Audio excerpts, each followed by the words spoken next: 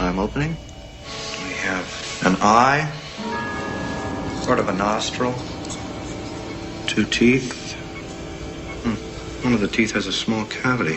Close call, folks, but I think we got here just in time. Presented by Maria Menounos and Kevin Undergaro. This is Anatomy of a Movie. In-depth discussions and breakdowns of various movie titles. And now that you've seen the movie, let the dissection begin. Oh, yes. Welcome, everybody. Thank you for joining us for another Anatomy of a Movie. This week's dissection, St. Vincent. I'm John Comerford. I'm joined in the studio by Marisa Serafini. Hello, everyone. And Demetri Panos. Happy Halloween. Yes, it is. So, St. Vincent, was it worthy of sainthood, or was it a miracle that it ever got made? I think it's interesting how they see him as a saint, but we'll get into it. Yeah, so, and overall, did you enjoy the movie? Did you happy that you went? I enjoyed the sentimentality of it, the family dynamics, and then the whole relationship between Vincent and the kid. Oliver. And Oliver. So, I really like the acting in this film. I thought that was pretty great. Yeah, it's funny. Sainthood, or what was the other one? Was it a miracle it ever got made? There were parts that were actually miraculous in how it gets made. I too think, I think this movie had a lot of charm, a lot of heart and sentiment to it, which I really enjoyed. Your performances, I think all around were really good. Particularly Mr. Bill Murray. I thought he was fantastic in this movie. And the movie worked for me for the most part. I don't think ending-wise, it had everything wrapped up. Left me questioning a couple of things. I was like, okay. Yeah, well, but even with that said, there have been other movies that we've seen this year where I talked about where performance outshines weak story. I think this one had a stronger story and more of an emotional punch for me, emotional heart, and maybe because that kid, that Jaden kid was it was a great cast. Awesome. He was Jaden Lieber. So cool. Yeah. I really liked him. Yeah. And for me, there was much to like. I left the theater feeling good and feeling happy, and all in all, I thought it was a good movie-going experience for me. Interesting, because at the end, I have to say, I got choked up. I was crying at the end. That thing got me. It was very effective, and I knew I was being manipulated the entire time. And I'm going, okay, all right, here we go. And you see the scenes coming a mile away, and you know the moments, but they're working. There were lots of things I did like. There were lots of things I was just going, what is this doing in the movie? It makes no sense. And it's, the storyline never pans out. So I don't even know why it's there. It looks like it was edited out or something. Anyway, so there were lots of parts of it that I was just going, and I wanted more depth in it. But if you just relax and just allow it to be what it is, it's. Go ahead. Yeah, well, I was going to say, and may I clarify, like, by end for me, I meant, like, sort of kind of like the final scene. Everybody sitting down at dinner. Yeah, exactly. This is where I was, like, going, and we'll get into it more, but it wasn't, like, the scene you're talking about.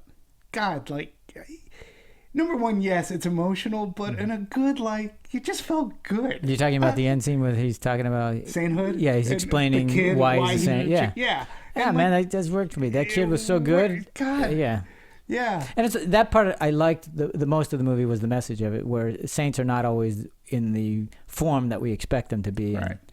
And it's nice to look beyond that sometimes, even though he's a horrible, a horrible example for a young child. But he also had some really good qualities, and for that kid to see them was a good thing. And I think we as an audience see them too, and hence we get emotionally involved. You also, it is one of those movies. It wasn't necessarily like a Lifetime movie. Life racked this guy pretty hard, regardless. Yes, he's a war hero, but it was nothing that he was really ever proud of.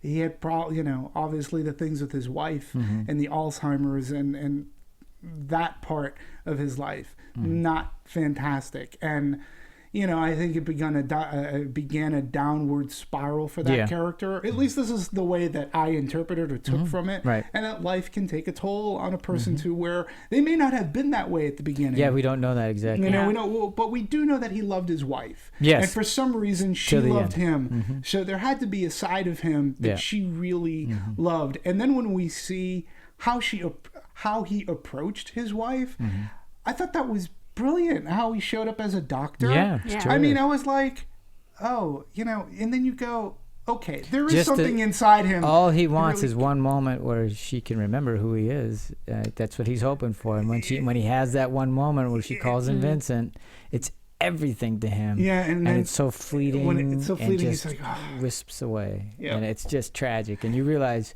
and that she's been doing this for 8 years, doing her laundry for 8 years. I'm guessing she's been in this place for 8 years, and who knows for how long before she was in this home. Yeah. So who knows what his life was right before all that happened. You can only see, like you said, the downward spiral. So all that's wrapped up in it, which is terrific. I wanted to mine some more of that and see some more of that, but but it was nice to. Me too. I wish we got a little glimpse of who he was. During the presentation, he used to be part of the war, and he's a veteran and stuff like that. I wish they went more in and depth, a hero, like along with being a veteran. What exactly happened that made him change his whole personality, completely flip it. And I thought, that because seeing him with his wife, I was like, he's actually a good guy. So what things made him completely switch to make him such an a-hole? Yeah. So then those are things just I wanted in story, wanted in performance acting. It may have been just that the trajectory of his life was this, and then when the wife all of a sudden comes down with whether it's dementia or Alzheimer's, we don't know. We're not told specifically what it is, but it's something like that. I saw that in my father and what that toll it took my mother's situation. So I can see how that trajectory is interrupted, and I can see how one might go down one road and one might not. Yeah. In a sense, you're almost the product. It's almost like a good psychological study. Like, is the product of your environment, how much effect does it have on you? Because, see, even before the scenes with his wife, I felt there were hints of humanity in the guy. Well, the cat alone is enough. And but even with the kid, taking him on and whatnot, and trying to teach him how to fight and do whatnot, I think these scenes came before we saw him going to the nursing home. They did. Yeah. And you felt that there was something there. Personally, I'm glad they didn't over-sapify it, because they could have. Oh, easily, Every once in a while, they dipped their toe into sentimental, but they pull back for the most part. Right. And we got a nice balance. The one thing that I'm sorry, I No. Go ahead. One thing that really, really bothered me is that it was so implausible for her to leave her kid with that guy that I couldn't take it seriously. I just had to say, okay, I have to suspend my disbelief here and just try to accept it for that. But then they kept wanting it to be a real experience. I go, but it's so completely not real that I can't take it that way. So I think it suffers from that for me. There were also moments where me, just as an audience member and, growing up like that, it's just like sometimes you are stuck in situations where you can't leave work. And when you are the single parent, it's like you do anything that's like, he's there. I'm going to utilize him. I can see it on the first time. I can understand sometimes. But not as an overall thing. Yeah, but then also... It's like after the second time, she understands, okay, he's just there. They're not doing anything terrible, so far as I know. Yeah, exactly. Right now. That's why I just don't believe it. But, I mean, I can just believe the certain situations. I had no choice but to leave him. I could believe the first one. I couldn't believe extending that. And I couldn't believe her going, well, I guess they're okay. It's like, wait a minute. You're going to let your only kid and not know what's going on, but then profess that you need... It just was a mess. I believed it because of because it happened out of, as you said, it happened out of a necessity. And I think too that the kid sort of kind of sold it to the mom, to Melissa McCarthy's character, when he was like, so what do you think of the guy? And he's like, well, he's sort of a jerk, but there are parts of him that are nice, and he's not all bad. And I think the kid sort of sold it to his mother. And so when he does. They do in the movie. And again, I was going, oh yeah. So first of all, you're going to believe the 9-year-old or 10-year-old or however he is. So you're going to take his word for it. He's your only kid, and I guess he's not so bad. We know that your neighbors, we don't know who they are. And how many times we go, well, he seemed like such a quiet man. He's a serial killer. I just have a hard time. Because I didn't believe that premise, I was like, Yeah. All right, you have to step back and just let this be a parable. It's not. Don't take it seriously. Don't, because if you really, because even the other thing is, he's gonna accept $40, and somehow that's gonna pay off his debt to this Zuko character. It's like, what? No, none of that makes sense. It had an '80s type of sensibility to it. Like, you know, it was simple.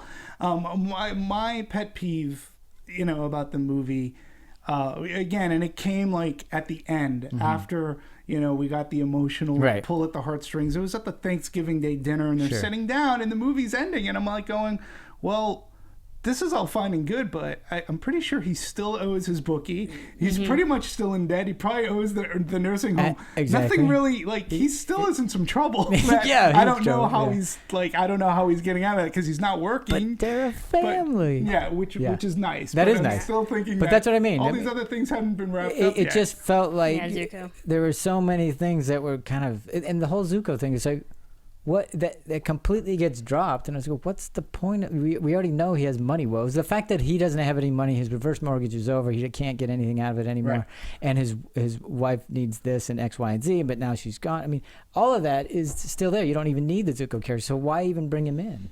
Yeah, I don't. Because it never pays off, and I kept waiting for him because it's Terrence Howard. I kept waiting for. Well, how is that going to affect the kid? Because I thought for sure somehow the kid's going to be in jeopardy because of the Zuko, because why else bring him in? Totally going to 80s territory. They were going to kidnap the kid. Well, not kidnap him, but it's just like, well, why bring him in? I mean, why? That's because it doesn't really serve a purpose. Yeah, other than perhaps it led to that scene that led to him getting the stroke. Yeah, because he just up and left. Stressful. It could have been any stress, and the way he lived his life, a stress was imminent. I mean, a stroke was imminent. I mean, the way he drank, the way he ate, pretty much that's going to happen. Yeah. So it didn't really need that. Yeah. So in the end, that was like the one thing that sort of kind of stuck out, I should say, for me. Pardon me, but like I said, the movie, the performances were so good all around, and you know. We'll talk about Bill Murray and the kid. I want to talk a little bit too. I want to get into like Melissa McCarthy. Sure. You know, Melissa McCarthy. Why don't we talk acting across the board now? Go ahead. Let's start with Melissa. Well, I wanted to start with her because this wasn't the normal comedic role for her. We're used to seeing her in the Bridesmaids. Like in The Heat, which she's great in and Bridesmaids, which she's great. Don't get me wrong. But like this movie was a little bit different for her because she had to play it she was a straight woman. She was straight. Yeah. You know, the way that she delivers a line can still be funny, but she wasn't there for comedic effect. I appreciated that. I appreciated watching her this way, and I'm like going, you know, she can handle this. She can handle this independently. We aren't used to it, but she had a lot of theater work in New York, and she was also I was like, a lot of people automatically forget that she was in Gilmore Girls for 7 years, and that was she was a funny comedic character in that, but she had serious moments, and so I know her from that before she blew up with Bridesmaids and all that. She was the woman in the diner. Yes, she was the chef. The chef. But you know, she was that fun, lovable character, more so than the over-the-top, absurd kind of comedy that we're used to now with her. But I think it was great, and it really does show she's a great actress, and she has versatility between comedy and drama. And I want to see more serious roles from her like this because I believed her as that single, struggling mother who's doing anything to get away from her husband. And another probably desperate reason why she always left Oliver was someone rather leave it with this man that she has no attention. I agree. Than not be with her husband. I totally agree with that. You can see the desperation there, but then you have to go one step further and go, wait, you know, you're smart enough to be a lab technician to some degree. I don't know specifically what her job is, but you're smart enough to have that experience. But you're gonna take your child away from your husband. They're in the middle of the door. So as soon as you take your child away, you're putting custody at risk because you basically just kidnapped your kid. Away from their husband, and so you don't realize that that's going to come back to bite you when you have to go into the legal system. That you have to be that much more, aware of who's going to be watching your kid. It just doesn't make any sense. No woman would do that, especially a woman who's smart enough to be a lab technician. I don't. You know, again, I think with the desperation that how she set up that marriage was, I think that the desperation for her to take her kid I got that part, but then when you stop and think for a desperation. second, you kind of go, well, wait a minute here, because you know it's going to go down the road of, custody battle. Guess what? Custody battle, they're going to do everything they can to make you look like a horrible parent. And you just put your kid, shunned him away for $40 a day with some guy who's horrible. It just doesn't make any sense. It's not real at all. Yeah. And you have to just go, okay, turn your brain off and hopefully go for the ride. Go for the parable. Go for the parable, and that's the only way you can do it. If you really start thinking, it just ruins it for you. Yeah. And I think that's the thing that we're overthinking that, and she wasn't. Yeah, she wasn't. But again, that's what pissed me off, because she's not a stupid character. If she was stupid or unaware or in some way lame in how to handle her kid, I'd believe it. But she wasn't. She wasn't any of those things. She was a smart person. She knew what was going to be happening, at least to some degree, because when it was a surprise to her in the court, oh my God, I had no idea. She knew, this looks bad. And it took her, 3 months or whatever to figure it out. It just doesn't hold any water. She was working a lot. Yeah, okay, she was working a lot.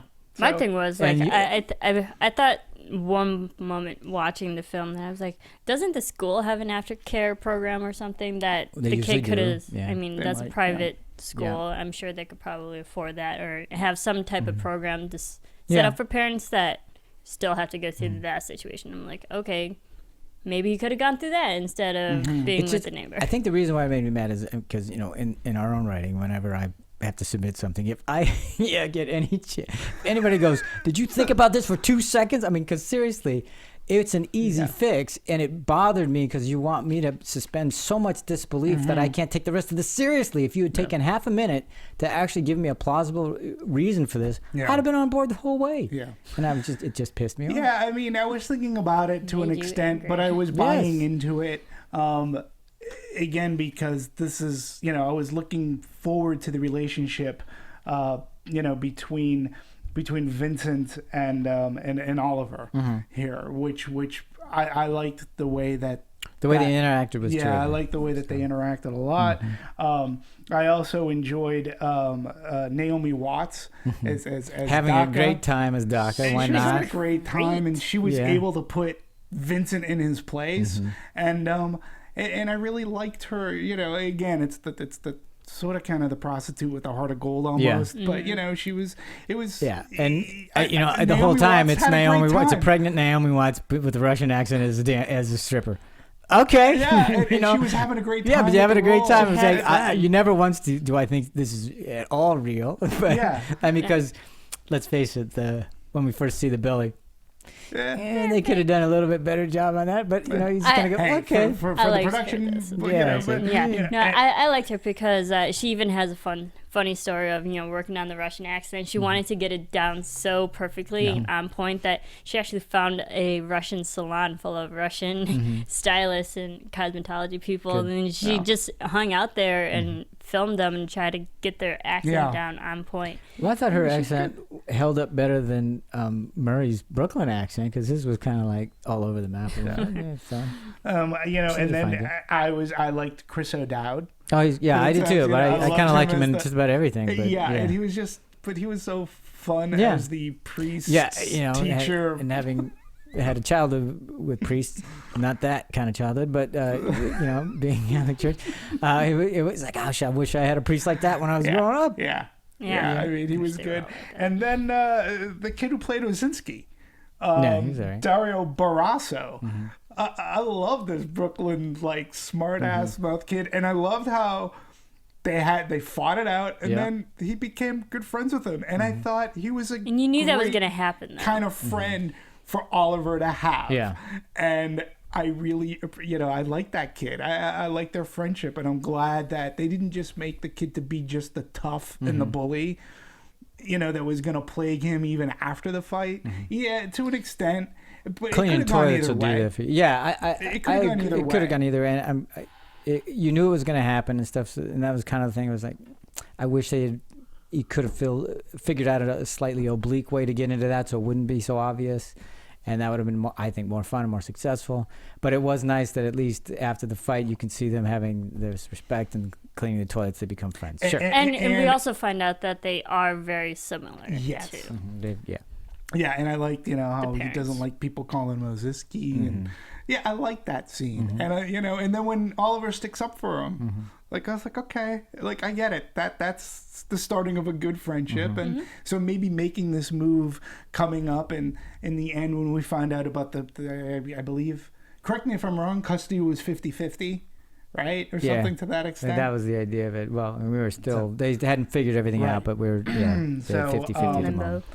And as we were talking about, this Jaden Lieberher, this kid was great. I loved how he finished everything with sir. Yeah, exactly. I like that. It was a kid with manners, and you're right. Yeah. Melissa McCarthy, somebody brought him up with some manners. Yeah. And I appreciated that. It's nice to say we normally don't see that in film season. Yeah. Or in kids these days, not even in film. But I know we haven't talked about this yet, but apparently on the set, Melfi, the director, writer-director, by the way, it's his feature film debut. Theodore Melfi. Theodore Ted. I'm not exactly sure. But anyway, he asked Bill if he wanted to meet Jaden and rehearse with him before. Then he goes, no, I don't want to know the kid. Yeah. Which is smart because you want to maintain some sort of distance, and so that it feels real when you actually get together. So they hadn't met or didn't know each other until the first day they had to start shooting together, and then after the first day of shooting, apparently Melfi says that Bill came up to him and said, "Hey, kid's good." Yeah. Well, he liked him so much that he recommended him for Cameron Crowe's. He called up Cameron. Jaden recommended Bill.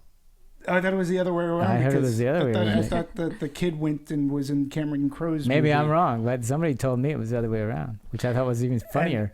And I just think that... Yeah. Either way, great. Either way, it's great. I just like that the fact that they got along, and that Bill Murray... Bill Murray has become...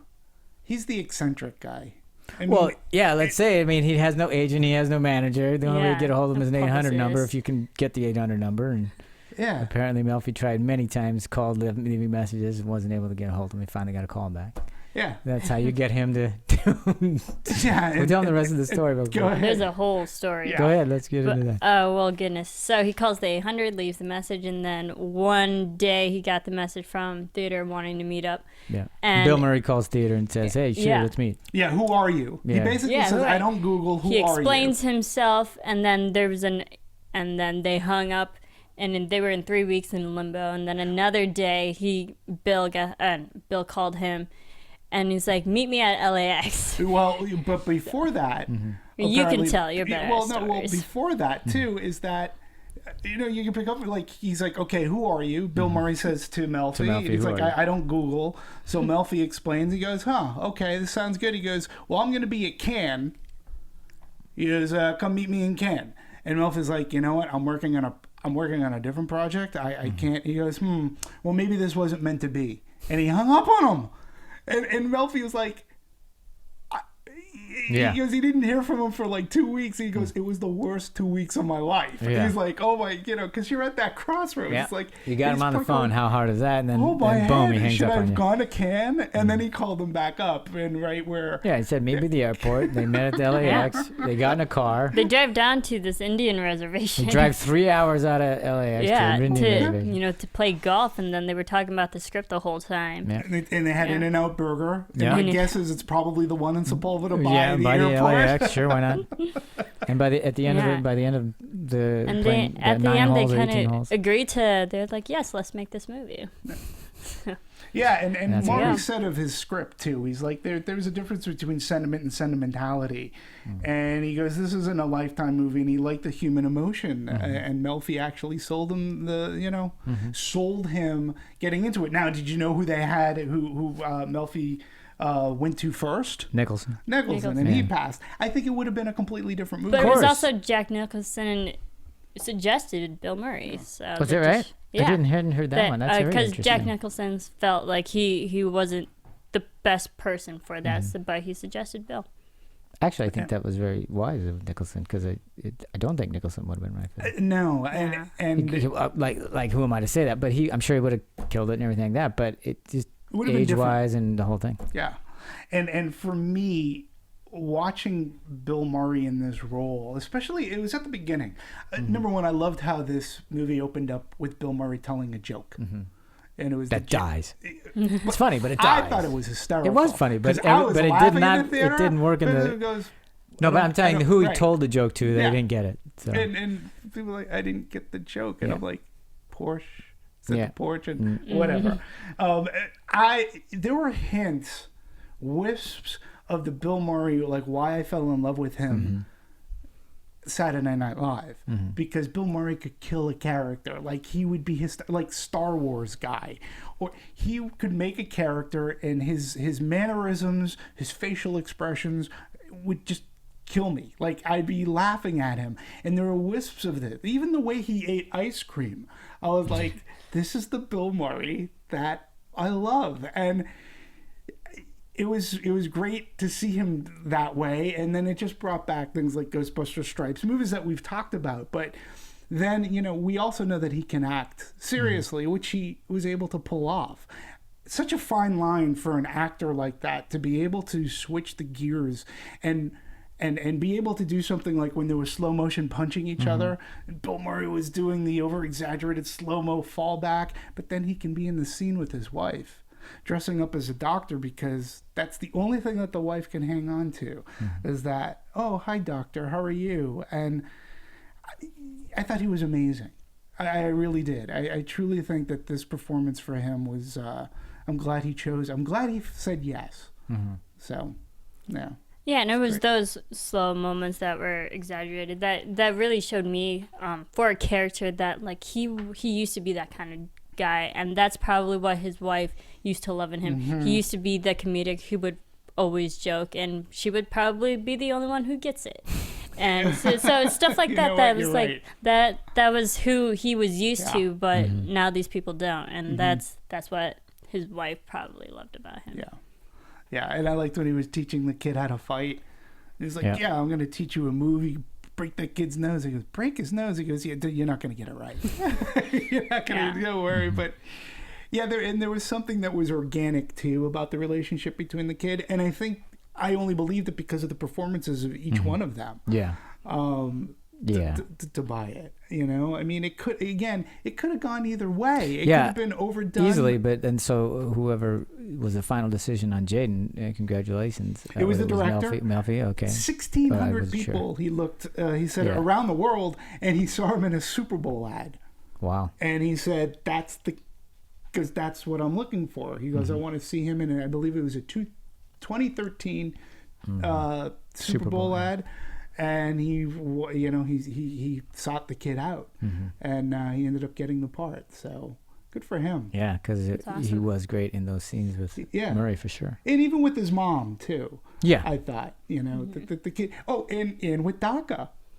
Yeah, it just seems like in some of those scenes with Murray, it seems like those were kind of improvised on the set. I mean, that's what I think. I don't know if they were, but you could easily think of them that way because they seem so organic and intuitive.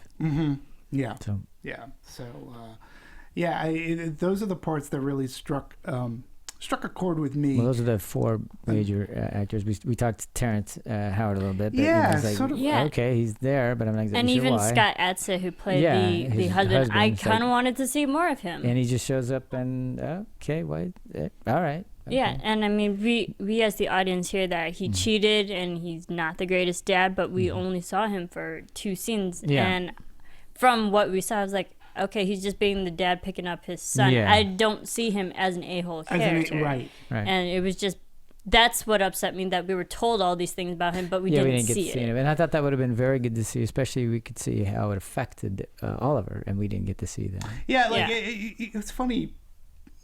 Because I was thinking it would have been interesting had he showed up in the car and say one of the women that McCarthy's character was in the car. Right. Because then you would have gone, oh, you know what, that's low class. That's not.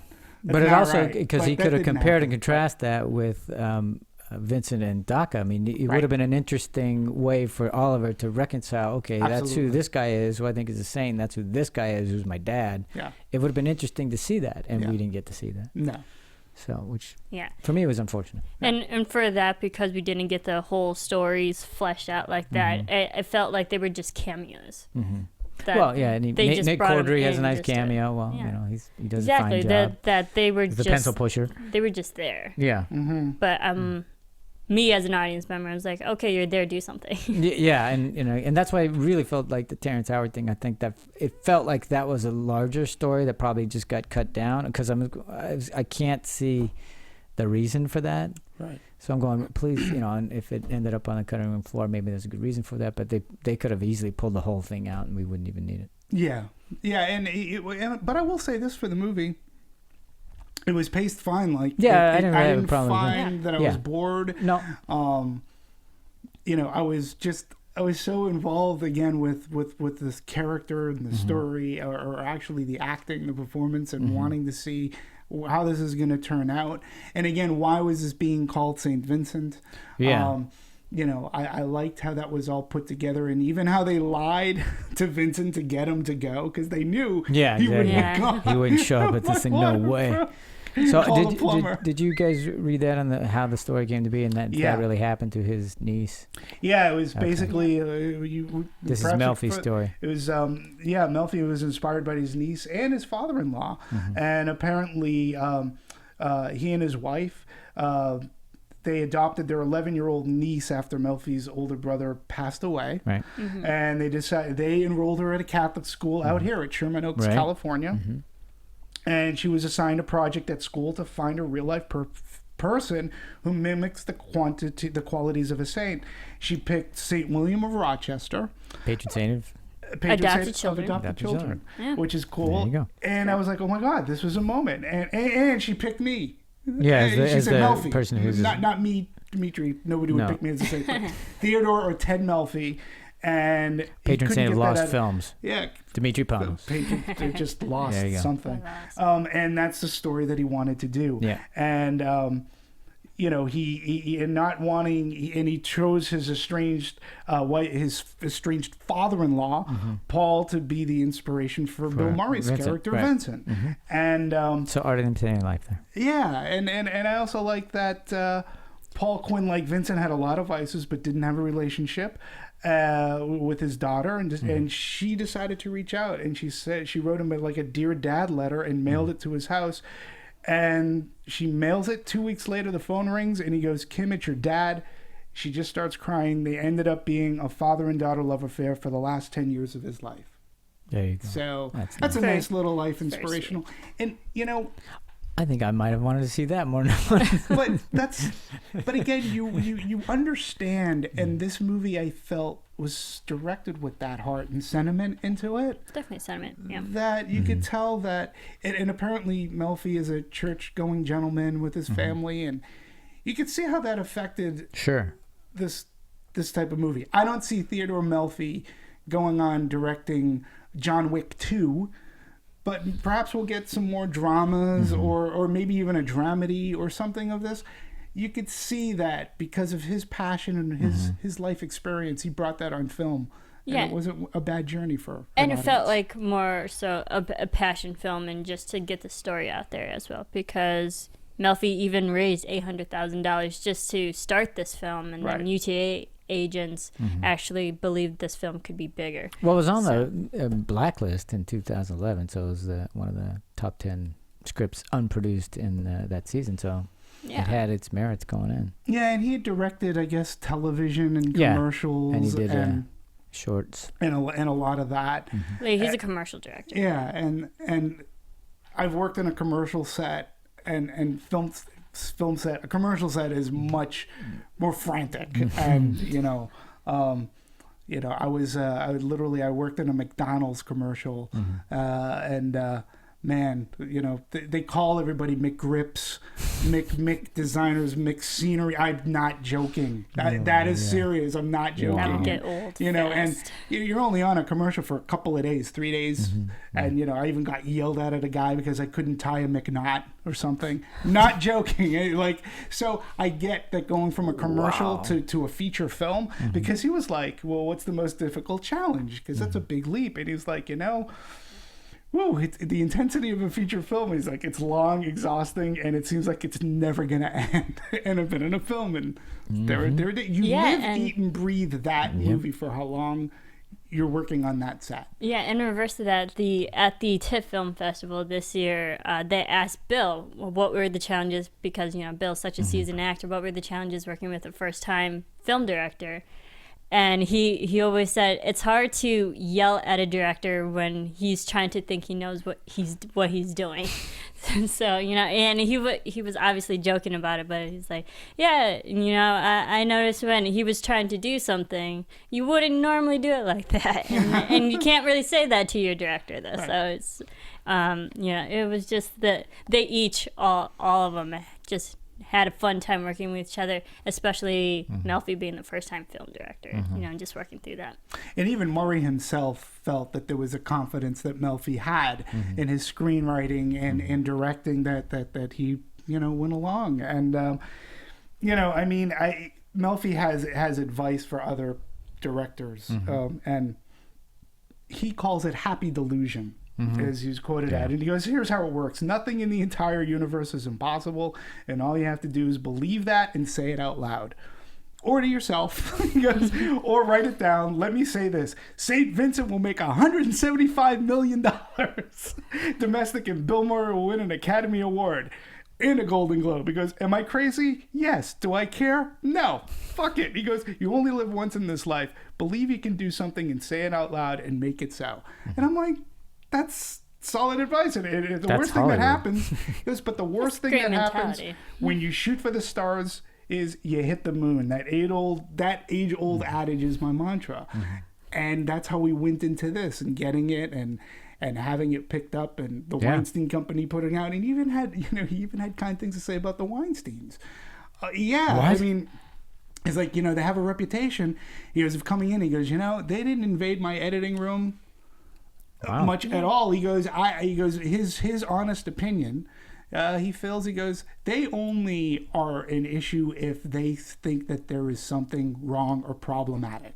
Then you'll have a problem. He goes, maybe they just didn't think there was a problem in this movie. And they seem to be supporting this film. Yeah. Oh, absolutely. They supported it from the beginning, because even Harvey Weinstein even helped secure Bill Murray and lock in his casting and the deal for this film. So, so once Bill came on, everybody else just kind of came on. Because he came on in 2012, if I'm not mistaken.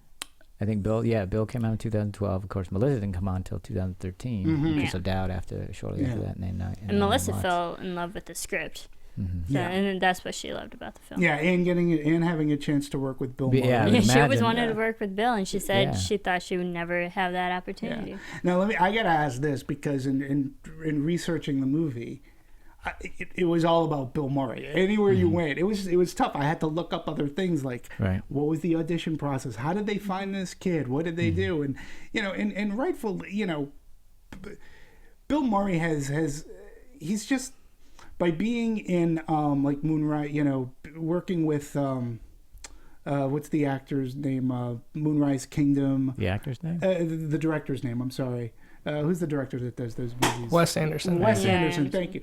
But he's gotten off from making the comedies that we all fell in love with him back in the 80s and 90s, and now he does a lot more of these Ghostbusters, and he's doing these independent movies. But he's made a transition, and audiences like since seeing Rushmore. Exactly. And another Wes Anderson. Watching him in St. Vincent, where he's more or less like the lead, in a sense. It was good to see him back. There's been a lot of Oscar talk. Bill Murray. It's nice to see him in something else other than Wes Anderson than a Wes films. Anderson movie. Yeah. Because I don't. Well, it's so hard to get hold of. Maybe that's but it is possible, and that really goes to show just Melfi as a director, his tenacity, tenacity, his determination to get this film going. Yeah, absolutely, and Bill Murray was just recently on Howard Stern, like a couple of weeks ago. And it was really funny because Howard Stern, it was the first time he had ever been on the show, like physically on the show. And Howard was talking about St. Vincent. And he's like, well, what do you think about all this Academy Award stuff? And it's like, Howard, he goes, it's the first movie out of the gate. He goes, it's getting a lot of attention like that. He goes, and there's going to be more movies down, and everything just seems to roll off him. And man, I wish I could be that comfortable in life where, it is what it is. Let's go get some In-N-Out burgers. Well, let's face it, he's been there many times where they've had a lot of Oscar buzz about him, and then it hasn't come to be. So he's probably What do used we to that. think? What do we think as a panel? I mean, for me, I acting-wise? I thought he did a great job. I don't think the role is enough for him because I don't think it had enough depth for Oscar nod. Okay. For me, I thought, and I'm not saying that he couldn't if it had it been there, but it just wasn't there. I would really like to see him get sink his teeth into something with a lot more depth, because we had similar moments in Monuments Men. I don't know if you remember that one moment in Monuments Men. I'm going, there you go. This guy can do what he needs to do. You got to really give him something. And even this, which had obviously much more breadth to it, it didn't have a lot of depth. At least for me, it needed to have more in order for the Oscars to go, yeah, there you go. Because you could see glimmers of it, but it was just not. Well, there you go. It's too surface for me. How about you? Yeah, I feel, yes, going off the depth too. And then I feel like you could replace him with other actors because there wasn't a real physical challenge there. There wasn't really big emotional challenge there. I mean, I feel like there would be a lot of actors you could swap out with him. It would make the dynamics slightly different, but the ranges were within reach. That was the other thing. That a lot of people could easily. Because he's pretty much the same character at the beginning, and he has a small little arc. But usually the Oscar nods go to people who have a larger arc in terms of their character. This one, it just doesn't. Yeah, and it feels like him as an actor, there wasn't the challenge there. Interesting. Okay. So I will say that I'll be the only one in the panel. I mean, I think there's potential there. Sure, absolutely. I think there's potential for the performance, not potential for the movie. I think the movie. Well, I do too, because he's so well liked in terms of. And I think his again, it's a fine balance for me for what he had to do, and that is he had to play the curmudgeon, but he still had to be likable. Because if you played it, if we hated him, then I don't care. I wouldn't believe that this kid would have picked him for a saint, period. And the kid saw deeper than, and I thought he balanced it out very well, where I could believe that he was this nice guy. And I think the potential is there for him. I mean, maybe because it is the first movie out of the gate and it's getting all that attention. Yeah, and it would obviously highly depend on what else is coming around the corner. That's true. So. We got tons coming out around the corner. But, I mean, would he be, in your mind, in this scenario, is he lead or supporting? Because I'd have to say, in terms of the story, he'd be the lead because he's the only one that has any kind of an arc. Yeah, I mean, I would go lead because the movie opens with him. And it is. It's named for him, right. but, because nobody would put the kid there. But if he's lead, I have a hard time thinking that he would win just because I don't think usually you'll have a much grander scale for somebody who's going to win lead actor. And on that, I wouldn't necessarily disagree with. I think there's potential there for at least a nomination. And again, we're going to talk about all these other movies coming out, so we'll be able to be better educated and compare and contrast. But I think at least for the outset, this was a good turn for when you're talking about, I agree with Bill, though. It's like, it's first one out of the gate. Of course it's going to have. I agree. Yeah. So. But he does a good turn. And I think audiences that are going to see St. Vincent, well, let's take a look. I think audiences going to see St. Vincent are liking it and him. Yeah, sure. What's not to like? I mean, there really isn't anything to like. I mean, first of all, he's irascible. He's, he's everything you expect Bill Murray to be, which is great. And then he has a kid, which he gets to liven him up, which is terrific. Yeah. And he gets to throw out one-liners every now and then. The weird ones like, why is he mowing your dirt? Yeah. And then she says, and then she goes, is that alcohol? Honestly, I can't remember. His timing and everything. You just go, it's Bill Murray. And he brings the older demographic in with that dry humor as well. Because the audience that I was in, I was the youngest one in my audience by far. Because everyone else was probably older, 60s, 50s. Oh, they were? Yeah. Really? It's like I was the youngest, obviously, there. So like he brings the older, more serious generation that would still get those jokes. Right. Yeah. Was your experience the same in terms of the audience? What was the breakdown? Yeah, I mean, my audience, it was mixed. I mean, it wasn't comprised of like young. There were a lot of couples there.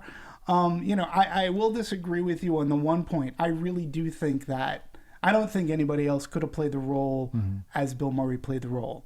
I really think that Bill Murray, and I say that too, even about his comedic roles that I grew up, where I fell in love with Bill Murray, is that there's just something about him, whether it's the way that he can improvise, the lovable loser, and it's his physicality, it's his face, and it is the way that he delivers that line that nobody else. He's gifted in that. He's gifted that he has that gift to be able to make people laugh, or now he can be a good actor. My audience makeup, I think, was somewhat mixed, but I can't really tell. I wouldn't say that I was the oldest, and I wasn't definitely the youngest. But that's interesting. Was it crowded when you went? It was slightly crowded. I mean, I went at night. It wasn't like super late at night. I think it was only an 8 o'clock screening, but I was the youngest one in mine. How's the business on this? Because we know that we got a 75 from critics, we got 85 from audience, so that's roughly the scoring. Yeah, and we have an A- in Cinema Score. Yeah. And regarding its, its total, I couldn't find just a flat out production budget. I have $13 million, which makes sense because the P&A or hard drives and advertising, 28 mil, estimated 28 mil. So 13 plus the advertising, that makes about sense. It opened up, it had a very limited release. It opened up on October 10th, New York and LA. It did 109,000, which at the time, when it came out, very good, very strong per screen, per screen average. Right now to date, it's at about 11 million or so estimated.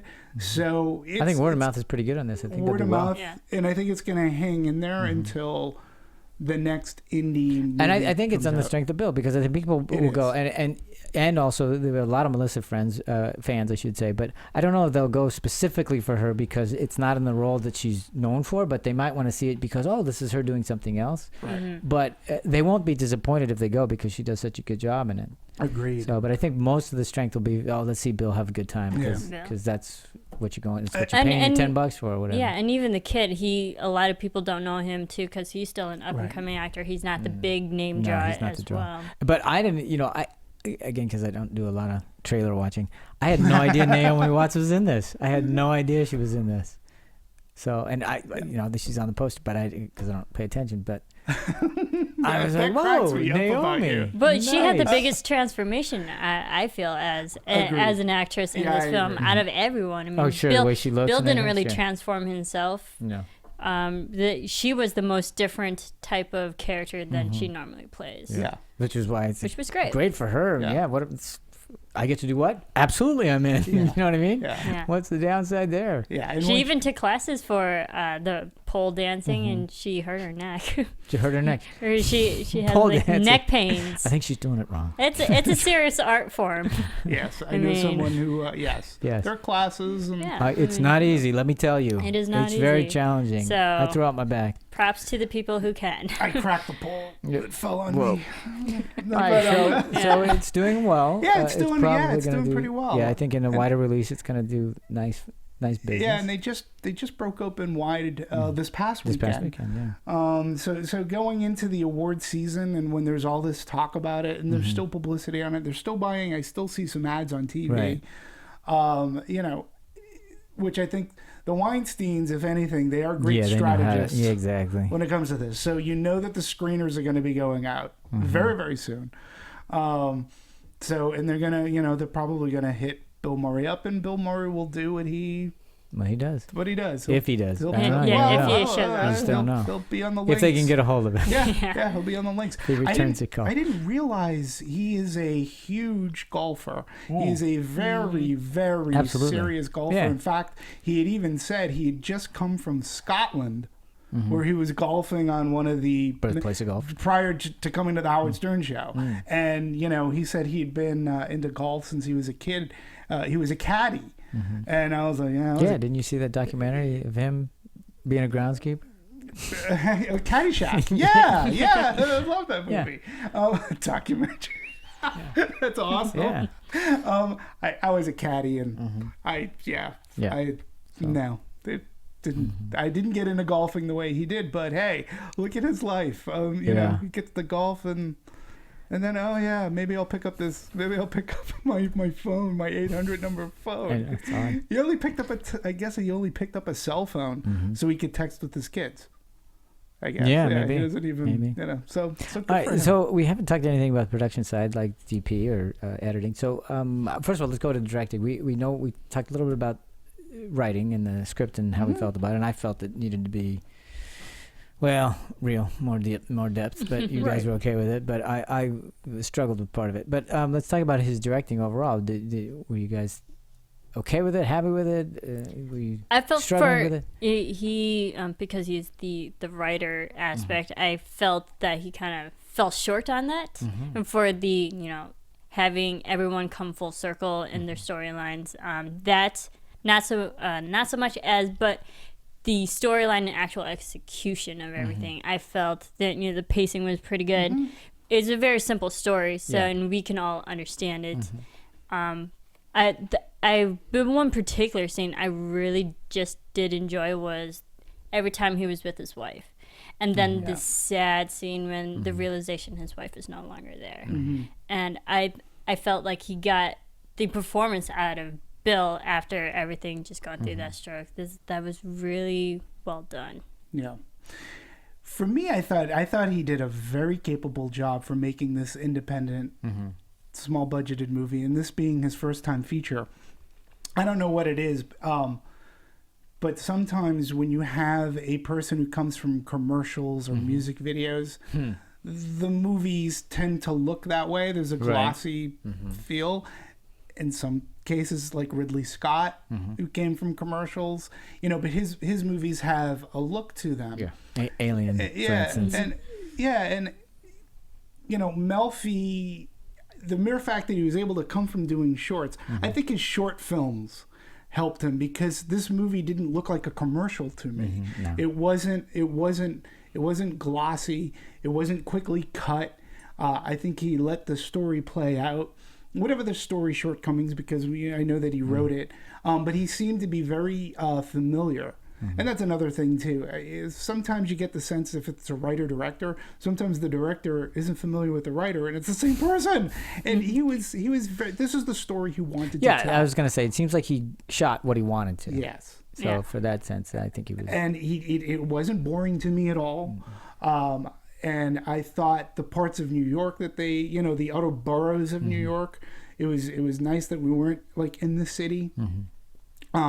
So he got great performances from his actors, from everybody. And there were also some. No, sorry to cut you off. There were also some shots that he would let the camera just keep rolling to get the natural, genuine reactions out of the actors, especially when he left. During the scene when he realizes his wife is no longer there, he's just sitting there and the camera's still going. And I'm like, yes. So there are moments where he decided to go longer than other moments and like really let it play out. Yeah. So for me, learning that he was a commercial director, I was like, wow, that's odd, because you didn't see that in this film. I didn't see that in this movie. Right? I didn't see the way that it was cut. And you're right. Sometimes I'm not saying all your commercial and music, I don't want to lump them in. No. But in some cases, you can tell. You could tell. Yeah. There's a visual flair to them. Well, he even spoke of that, about some directors have a certain style, or as he called it, this is what Melfi says, they have a stink about it. So certain film directors you can smell their stink on whatever film it is. And that's the word he used. And he said, I just wanted the story to be itself rather than have it look like a certain person's film. And I liked all this specific shots he did of his house, of Vincent's house. The house is a mess. There you can see all the food still lying around. Like no one cleans up. It makes me believe that the wife is probably the one that cleaned up. And when she left, he just didn't care anymore. Well, even so much so that when he wasn't the caretaker. The wife was. Dirt? Where's my? And then, all my dirt. And then the fence was still. The fence, And yes, the yard. So you can show that he was just a mess as a person in his environment. But it was also, it helped with the story and the other characters that he let into his life to help him, clean his house and take care of the things that should be taken care of. So. And again, going back to Melfi, like I don't necessarily see Ted Melfi directing a Transformer movie, even though I don't know that he even want to. Well, but again, and that's exactly, but that's fine. I can see him doing, like there have been a couple. I don't think anybody will direct a Transformer movie except. You're probably right there. But he'll like I could see him doing like a "This Is Where I Leave You." I could see him doing kind of those kind of movies. Well, I could see him doing it even because we were talking about the look of it. The DP, John Lindley, Mr. Brooks' Legion, Reservation Road. The editors, Dan in Real Life, which is very similar to "This Is Where I Leave You." So he put a team together like Lost in Translation. Sarah Flack was edited that, and then Peter Tesher also did Dodgeball, Borat, Horrible Bosses. So he put a team together that is befitting of the movie that he actually made. Yeah, and look at the cinematographer. Did you bring up John Lindley? This guy did Field of Dreams. Right. For crying out loud. This guy, Pleasantville. I know, but he also did movies like Legion. You've Got Mail. So very, I mean, talk about a breadth. That's a range there. And I would never guess that the same DP did those. No. But, the thing about that I liked about this is it just felt like you were plunked down in this area. It didn't, like you said, it wasn't overly, there was no crazy artifice to it or whatever. It just kind of was a sense of realism, which is what you would expect, I guess. And it certainly didn't get in the way, which sometimes they get in the way, the editing style, whatever. And no, this was all, I thought, exactly what it needed to be in order to serve the story the best. Yeah. And I could see him maybe directing like a little bit, maybe more of a little broader comedy. Maybe not actually, so much like a 40-Year-Old Virgin kind of comedy, but something a little. Well, I kind of wish that he would, because I would want him to go in that area, because there were times when I thought, he might live better out there, because why not go there and you could have do like fun. the Ron Howard comedy, right? That like a Parenthood or something like that. Because or I want because for me it was kind of it was in the middle, which I didn't want. I either wanted it to be a much broader comedy, or I wanted it to be much more serious and in depth, and it was kind of a spot in the middle, which didn't hit a sweet spot for me. Interesting. So I kind of wanted him to pick one. Okay. So, but I think he'd be capable of doing either one of those. Yeah. But I felt for a first-time director, and being caught in the middle, that you said, John, that he can go either way. That's what I mean. It shows that him as a versatile, he has room to grow. Yeah, and I felt like I felt he balanced the movie pretty well. And like you said earlier, or you said, I mean, he picked a good crew of people to work together with. And we always talk about this collaborative process. Right, yeah. And when you pick a good crew to be around you, and then you pick somebody who's supportive, like your lead actor, like a Bill Murray. It makes your job a lot easier. Well, and it shows on screen. It really does. So I really think that this movie, it shows on screen and Bill's performance also made me want him to. I want somebody to give that guy a chance on a real meaty, dramatic role. I mean, one of the reasons why he did Razor's Edge is because he wanted to do something more serious, and that was way back when. And you could see that he had. It wasn't hugely successful for him, but I really want to see that from him, because I think that's where he really wants to go, and I would love to see it, because I think it would be something new and different, and it would be amazing if they let him. I don't know if they give him those roles, though. I don't know. I personally would love to see him do another comedy. Well, I don't mind that either. I mean, I would love to do be like an absolutely Ivan Reitman, like not Ghostbusters 3, but I'd like to see him in an Ivan Reitman. Like I'd like to see him work together. No question. One of my favorite Bill Murray movies, and it's one of those underappreciated movies from a little while ago. Quick Change. That's it was great. Davis I loved it. And Randy Quaid. Co-directed that one. Yeah, didn't he? and he's so good in that movie too. And again, he's just so dry and deadpan. I think he's a really good actor. I would love to see him. JT's raising his hand. He also directed Quick Change. That's what I said. Yep. Yeah. Oh, you said that. I missed that. Thank you. Love that movie. And I'm not sure if he'll. It seems like if the opportunity were there for him to direct, I don't think he wants to anymore. Maybe, I don't know. It's such a pain. Yeah, you have to really, really want. Look, he had a great cameo in Zombieland.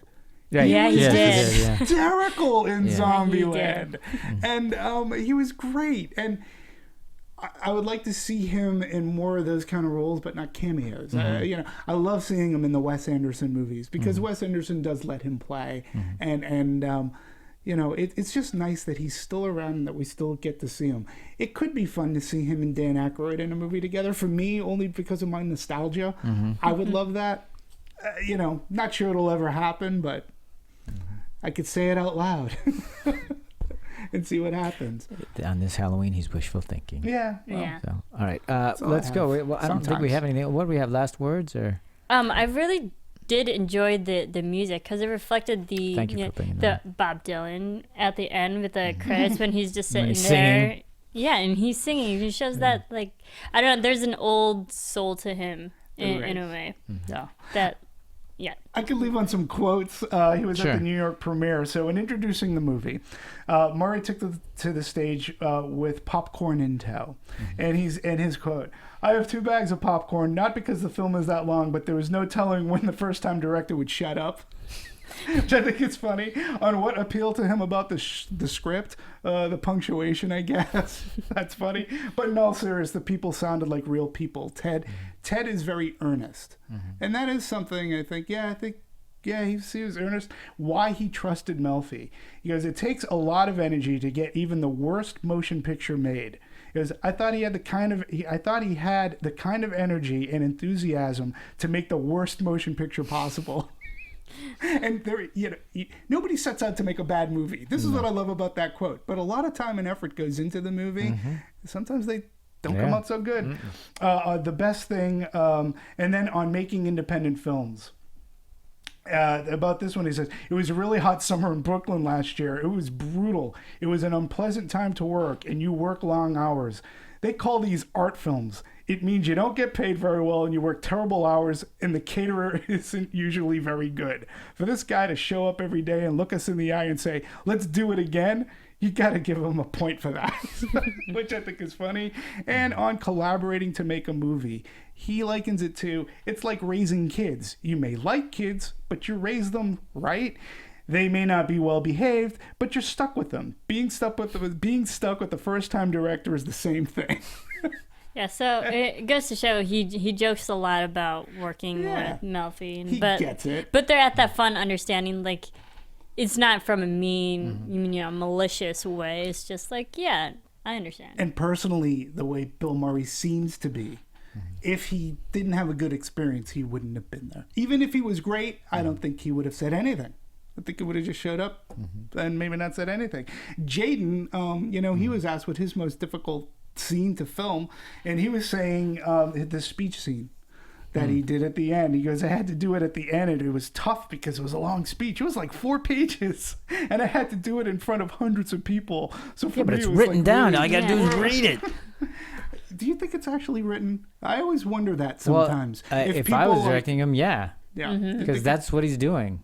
Just read it. That's what I think. I mean, but I'm wondering if the actual script page, like, not just him. I'm thinking, like, there are other. If it were me as the director, I would have said, "Write this," and I would have had him write it down, and then that's what you're going to take up, and then I want you to read it. It's funny for him. That was his most. Because he had so scene. much to edit to. It's an easy and he had scene. The pictures. But for him, he said it was nerve-wracking. I know. That's fine. I'm just, Well, and being a young kid like that, that's probably one of his first times he had to speak in front of a huge audience for such a long period of time. Yeah, especially because everywhere else, when you're acting, you're doing it with the guy or gal in front of you, and then maybe some crew out there. So it's not that big a deal. They're all busy doing their own thing. Yeah. So you have your one shot. Yeah, exactly. I think, in the end, this movie's a crowd pleaser. Yeah.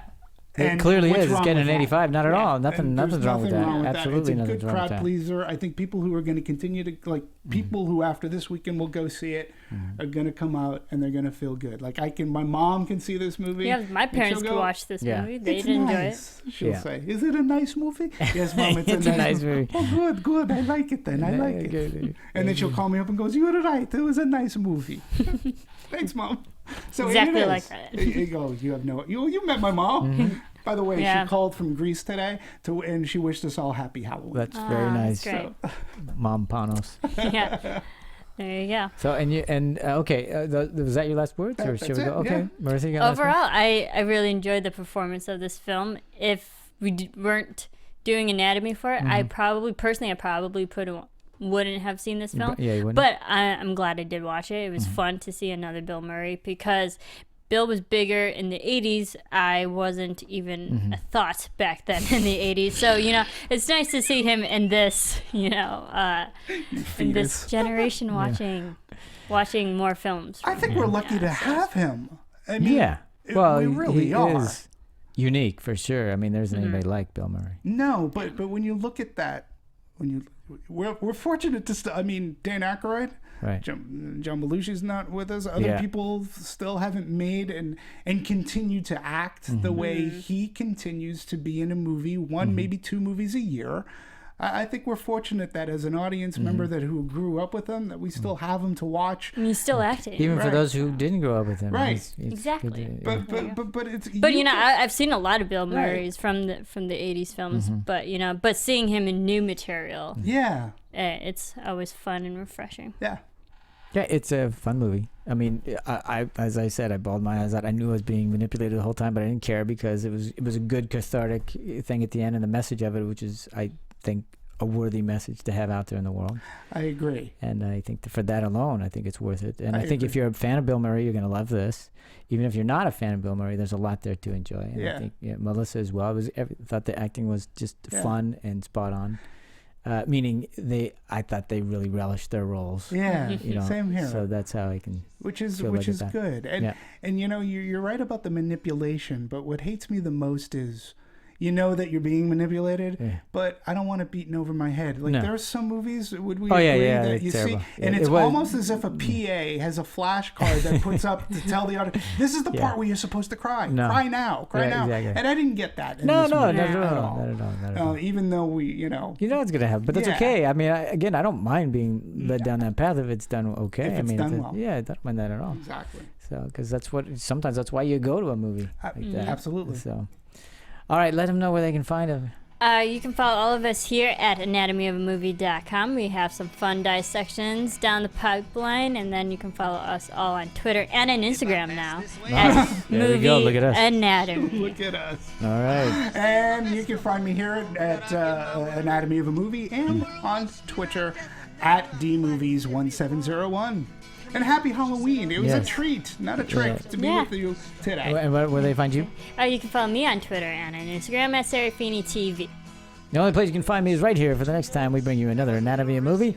Thanks very much for listening, and we will talk to you next time. Halloween. Try imagining a place where it's always safe and warm. Come in, she said, I'll give you shelter from the storm. From producers Maria Menounos, Kevin Undergaro, Phil Svitek, and the rest of the Anatomy of a Movie staff, we would like to thank you for listening and subscribing to the show. If you have any questions or comments, feel free to email or tweet us. I'm Sir Richard Wentworth, and this has been Anatomy of a Movie.